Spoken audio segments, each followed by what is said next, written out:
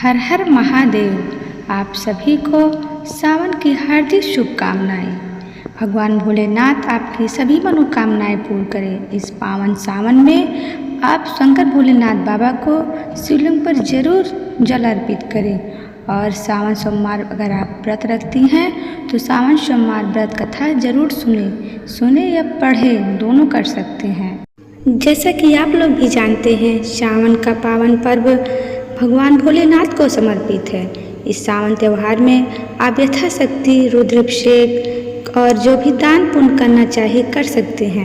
इसे करने से आपको मनवांछित फलों की प्राप्ति होगी। जैसा कि आप लोग भी जानते हैं कि सावन सोमवार का पावन पर्व भगवान भोलेनाथ को समर्पित है। इस सावन में यथाशक्ति आप दान पुण्य कर सकते हैं, रुद्राभिषेक करा सकते हैं और विभिन्न प्रकार के पूजा पाठ करा सकते हैं, जिससे भगवान भोलेनाथ प्रसन्न होते हैं और आपकी सारी मनोकामनाएं पूरी करते हैं। चलिए अब हम सावन सोमवार व्रत कथा का श्रवण करते हैं। लेकिन हे फ्रेंड्स, आपसे भी नम्र निवेदन है कि अगर आप हमारे चैनल पे नए हैं तो आप एक बार हमारे वीडियो को लाइक करके सब्सक्राइब करना ना भूलें और कमेंट बॉक्स में ओम नमः शिवाय जरूर लिखें। चलिए अब हम सावन सोमवार की व्रत कथा का शुरुआत करते हैं। बोलिए हर हर महादेव। किसी नगर में एक साहूकार रहता था, जिसके घर में धन की नहीं कमी थी, लेकिन उसे संतान सुख प्राप्त नहीं हुआ था, जिस कारण वह बहुत परेशान रहता था।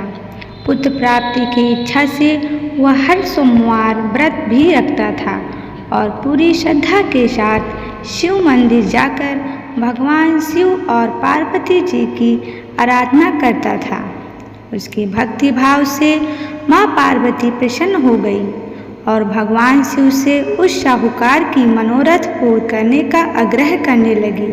पार्वती जी की इच्छा सुनकर भगवान शिव ने कहा कि हे पार्वती, इस संसार में हर प्राणी को उसके कर्मों का फल मिलता है और जिसके भाग्य में जो है उसे भोगना पड़ता है। लेकिन पार्वती जी ने साहूकार की भक्ति का मान रखने के लिए उसकी मनोकामना पूर्ण करने के लिए कहा।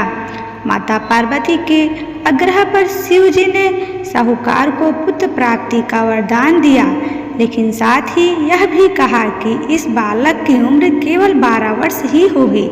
माता पार्वती और भगवान शिव की बातचीत को साहूकार सुन रहा था, जिसे सुनकर न तो वह खुशी हुई और न ही दुख हुआ। वह पहले की तरह शिव जी की पूजा करता रहा। कुछ समय के बाद साहूकार को पुत्र की प्राप्ति हुई। जब वह बालक 11 वर्ष का हुआ तो उसने पढ़ने के लिए काशी भेजा गया। साहूकार ने पुत्र के मामा को बुलाया और उसे बहुत सारा धन दिया और कहा कि तुम इस बालक को काशी विद्या प्राप्त करने के लिए ले जाओ और मार्ग में यज्ञ कराते जाना। जहाँ भी यज्ञ कराओ, ब्राह्मणों को भोजन कराकर दक्षिणा देते हुए जाना। दोनों मामा भांजे इसी तरह यज्ञ करते हुए ब्राह्मणों को दान दक्षिणा देते हुए काशी तरफ चल दिए। रास्ते में नगर पड़ा, जहाँ नगर के राजा कन्या का विवाह था। जिस राजकुमार से उसका विवाह होना था वह एक आँख का काना था। लड़की और उसके घर वाले का मन नहीं था। राजकुमार के पिता ने अपने पुत्र से काना होने की बात को छुपाने के लिए एक चाल सोची। साहूकार ने पुत्र को देखकर उसने सोचा कि क्यों न इस लड़के को ही दूल्हा बनाकर राजकुमारी से विवाह करा दिया जाए। विवाह के बाद इसको धन देकर विदा कर दूंगा और राजकुमारी को अपने घर या नगर ले आऊंगा। उसने लड़के को दूल्हे के वस्त्र पहनाकर राजकुमारी से उसका विवाह करा दिया। लेकिन साहूकार का पुत्र ईमानदार था। उसने मौका पाकर राजकुमारी की चुन्नी पर लिख दिया कि तुम्हारा विवाह तो मेरे साथ हुआ है, लेकिन जिस राजकुमार के साथ तुम्हें भेजा जाएगा वह एक आँख से काना है।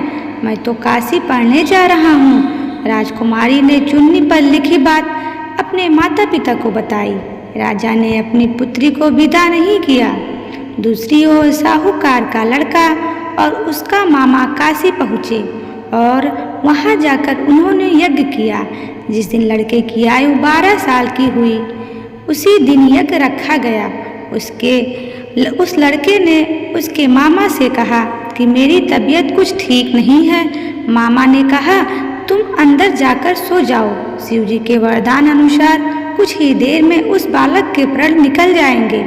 मृत भांजे को देख उसके मामा ने विलाप शुरू किया। संयोगवश उसी समय शिव जी और माता पार्वती उधर से जा रहे थे। पार्वती जी ने भगवान से कहा, स्वामी मुझे इसे रोने का स्वर सहन नहीं हो रहा है, उस व्यक्ति के कष्ट को अवश्य दूर करो। जब शिव जी मृत बालक के समीप गए तो उसे बोले, उसी साहूकार का पुत्र है जिसने मैंने 12 वर्ष की आयु में वरदान दिया था मृत्यु का। की आयु पूरी हो चुकी है। मातृभाव से विभोर माता पार्वती ने कहा, हे महादेव, आप इस बालक के आयु देने की कृपा करें, अन्यथा इसके वियोग से इसके माता पिता तड़प तड़प कर मर जाएंगे। माता पार्वती के आग्रह पर भगवान शिव ने उस लड़के को जीवित होने का वरदान दिया। शिव जी की कृपा से वह लड़का जीवित हो उठा। शिक्षा समाप्त करके लड़का मामा के साथ अपने नगर की ओर चल दिया। दोनों चलते हुए उसी नगर में पहुँचे जहाँ उसका विवाह था। उस नगर में उन्होंने यज्ञ का आयोजन किया। उस लड़के के ससुर ने उसे पहचान लिया और महल में ले जाकर उसकी खातिरदारी की और उसकी पुत्री को विदा किया। इधर साहूकार और उसकी पत्नी भूखे प्यासे रहकर बेटे के आने की प्रतीक्षा में रहे थे। दोनों ने प्रण लिया था कि यदि उन्हें अपने बेटे की मृत्यु का समाचार मिला तो वह अपने शरीर को त्याग देंगे। परंतु अपने बेटे के जीवित होने की बात सुनकर वह बेहद प्रसन्न हुए। उसी रात भगवान शिव ने व्यापारी के सपने में आकर कहा, मैं तेरे सोमवार के व्रत करने और व्रत कथा सुनने से प्रसन्न होकर तेरे पुत्र को लंबी आयु प्रदान कर रहा हूँ। इसी प्रकार जो कोई सोमवार व्रत रखता है या कथा सुनता है उसके सभी दुख दूर करता हूँ। एक बार प्रेम से बोलिए हर हर महादेव। हे फ्रेंड्स, हमारा यह कथा आपको कैसा लगा? अगर अच्छा लगा हो तो हमारे वीडियो को लाइक करके आप सब्सक्राइब करना ना भूलें और यह कथा ज़्यादा से ज़्यादा शेयर करें ताकि दूसरे लोग भी इस महादेव की कथा को, इस सावन सोमवार व्रत कथा को सुन सकें।